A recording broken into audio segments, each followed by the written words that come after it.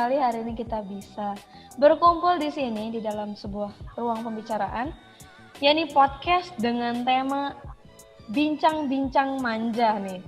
Dengan episode kali ini, ada apa di balik komunikasi dengan bahasa verbal dan non-verbal? Tentunya kita nggak sendiri nih bicaranya. Kita dengan teman-teman yang sudah hadir di ruang bicara ini. Ada Mara Demetria, hai, ada Aulia, ada Melvi, dan yang paling ganteng nih di antara kita semua, ada Satria.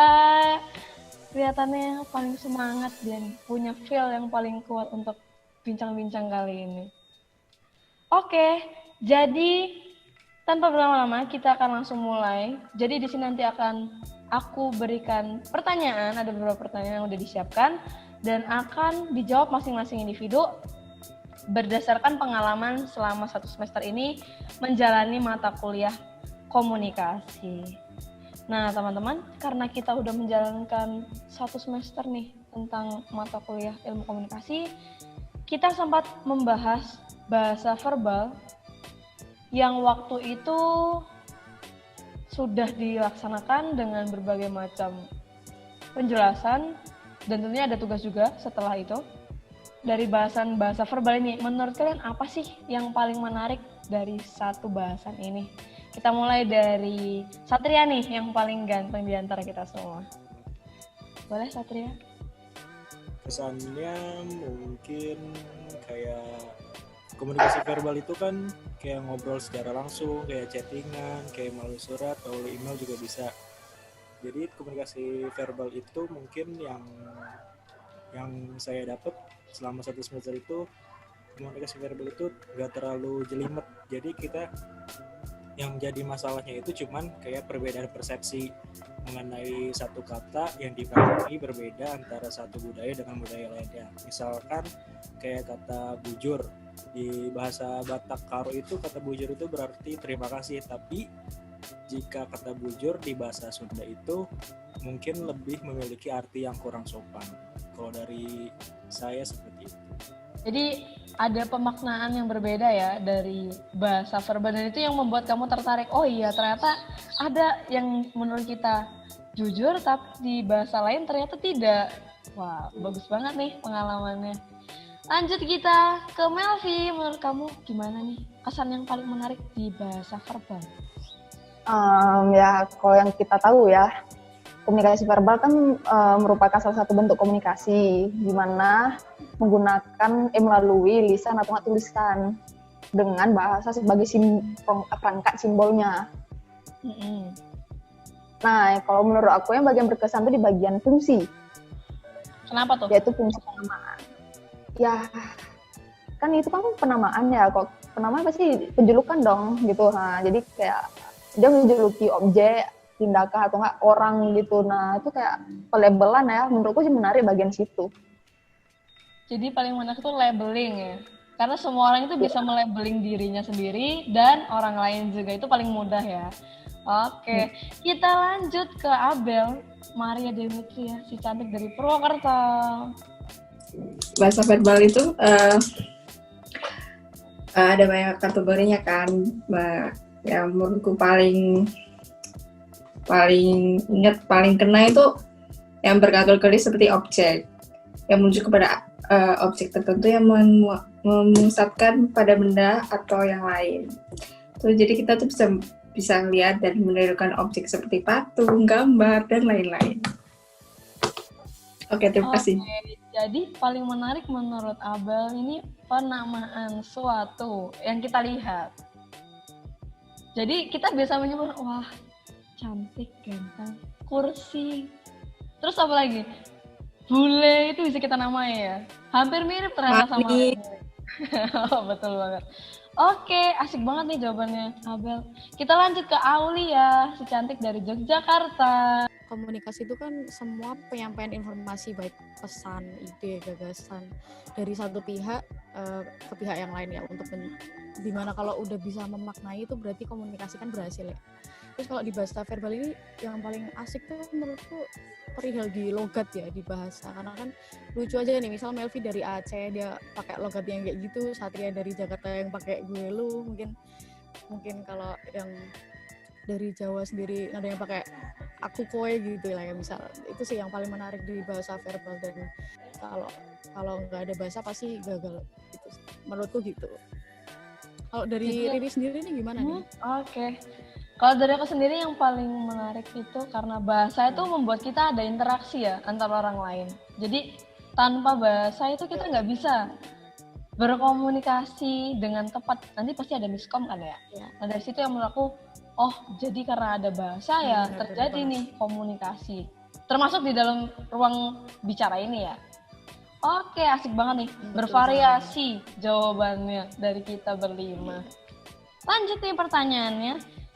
Dari bahasa verbal itu, sebagai transmisinya ada bahasa nonverbal nih.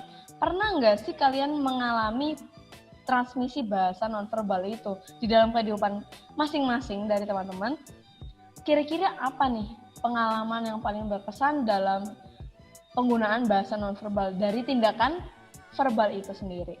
Kita mulai dari Nelvi, si cantik dari Aceh. Ya, kalau bisa dibilang bahasa nonverbal kebalikan dari bahasa verbal ya. Berarti prosesnya tanpa menggunakan tulisan atau nggak lisan. Nah, bagian yang menarik bagianku ya, kan pernah aku alami juga tuh, yaitu melalui komunikasi melalui kinemik. Gerakan tubuh hal ini dapat diekspresikan secara umum. Contohnya kayak ketemu sama kawan, nah aku ngelambain tangan ke dia. Itu kan kayak perwujudan rasa respect aku ya ke orang itu. Betul. Atau enggak ketemu sama musuh, wah pasti kan ekspresi itu mana mungkin ya senyumnya, siapa juga yang mau senyum gitu. Ya, betul. Ya Gak gitu mungkin sih. ya. Lalu tiba-tiba orang lagi sensi, dia seneng senyum. Kan gak pas ya, benar. Boleh juga jawabannya. Kita lanjut ke siapa nih ya? Kita lanjut ke Satria, yang paling ganteng dari Jakarta lagi.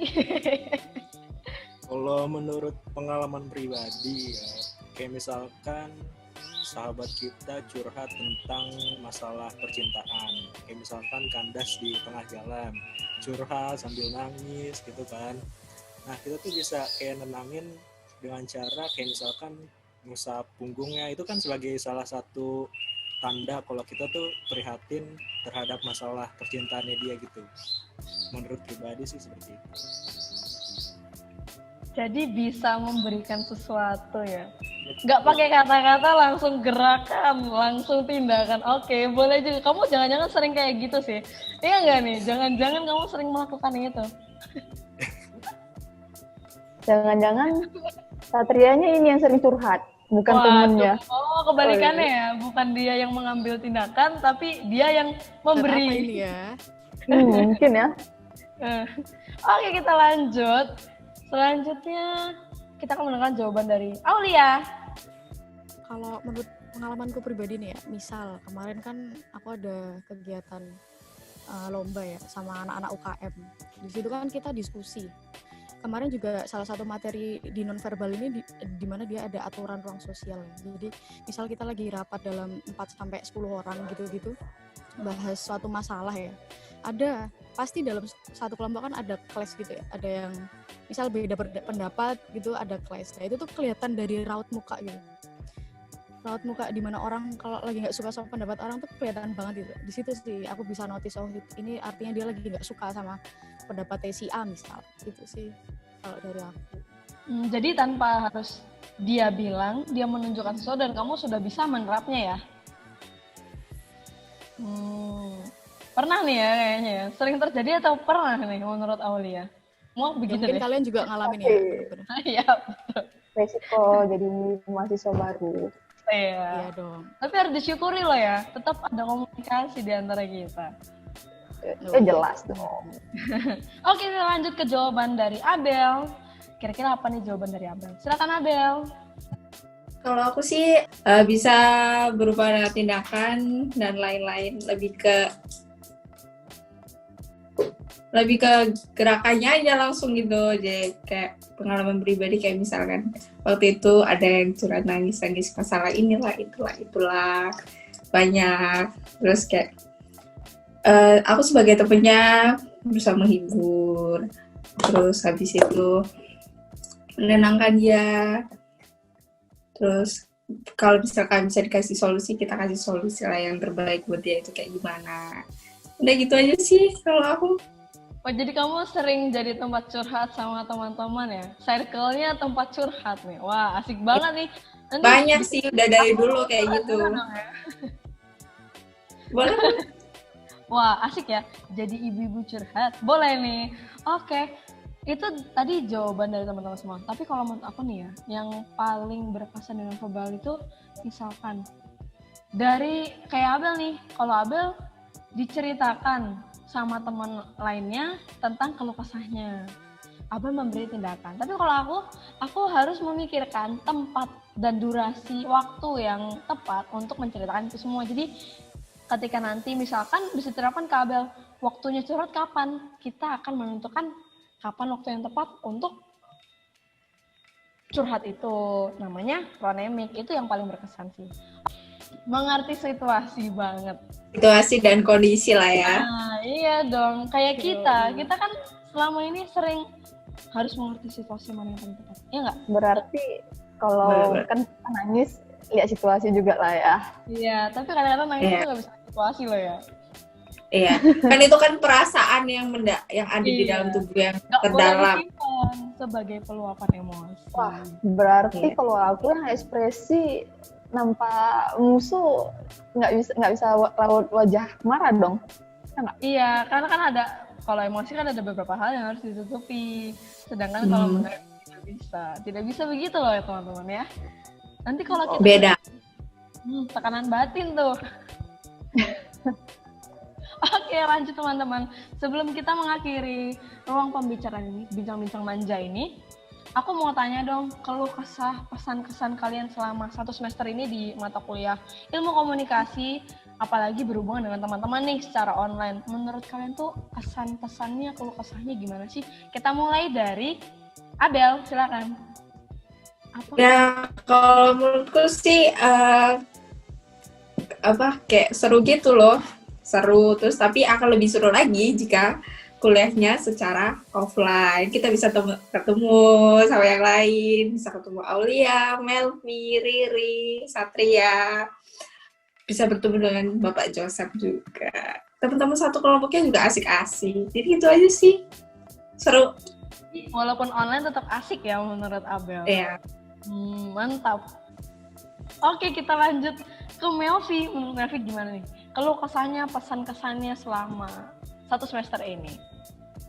Ya awalnya waktu mulai masuk kuliah senang sih ya, apalagi wah mahasiswa baru, udah nggak pegang gelar S3. Waduh. Ya pertama sih senang. Ya awalnya memang di pertengahan semester ya ada rasa beban gitu, mungkin kurang memahami materi karena efek jaringan, atau enggak miskomunikasinya gara-gara efek online kita jadi susah gitu komunikasi. Tapi ya pesan dari sini ya kita tahu yang mana gimana sifat-sifat teman kita secara umum, walaupun kita bisa mulai beradaptasi sama keadaan sekarang kita terpaksa buat daring gitu sih. Jadi berusaha semaksimal mungkin untuk tetap memegang komunikasi ya di antara kita semua gitu ya. Iya, komunikasi itu perlu. Nah, jadi berusaha untuk tidak miskom. Wah, keren banget nih usahanya. Usahanya itu butuh perjuangan ya nggak sih teman-teman? Iya sih, bener banget. Oke, kita lanjut ke Aulia. Apa sih kesan-pesan keluh kesah kamu selama 1 semester ini? Ya sebenarnya sama-sama aja ya, kita sama-sama mahasiswa yang baru aja tahun ini masuk kan. Semester 1 udah langsung dikasih cobaan gitu kan, apalagi pandemi gini. Ya mau nggak mau terima aja, yang sabar, yang tabah. Terus kunci paling penting jadi mahasiswa ya profesional aja. Maksudnya udah dikasih pilihan jadi mahasiswa, harusnya bisa profesional baik dalam kelompok atau mau ngerjain tugas sendiri apa sebagainya gitu sih. Tapi sejauh ini pembelajaran ya fun aja sih. Cuman ya balik lagi lebih asik lagi kalau kita bisa face to face secara langsung ya, tanpa daring atau tanpa media device kayak gini gitu.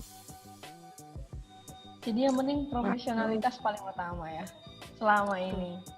Wah, keren Mantap. banget. Mantap Dan perjuangannya. calon pengusaha profesional nih. Waduh, Wah. amin, amin.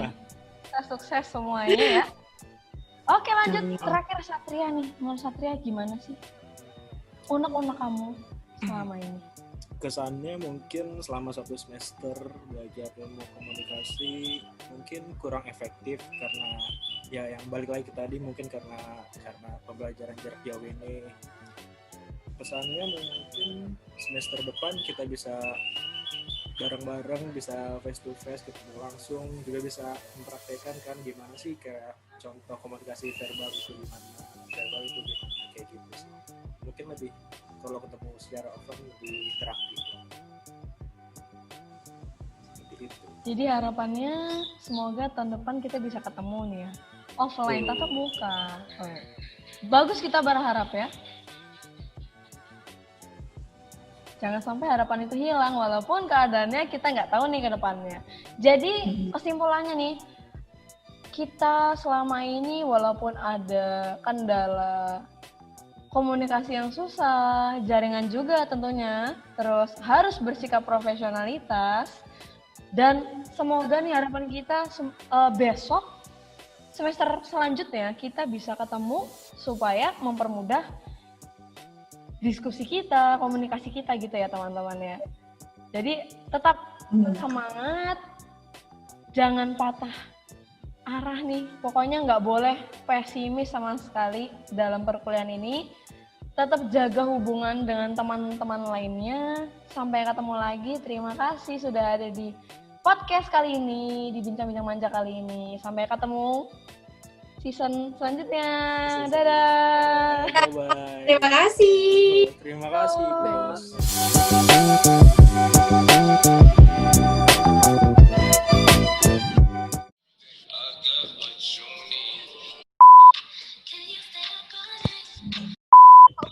Cek.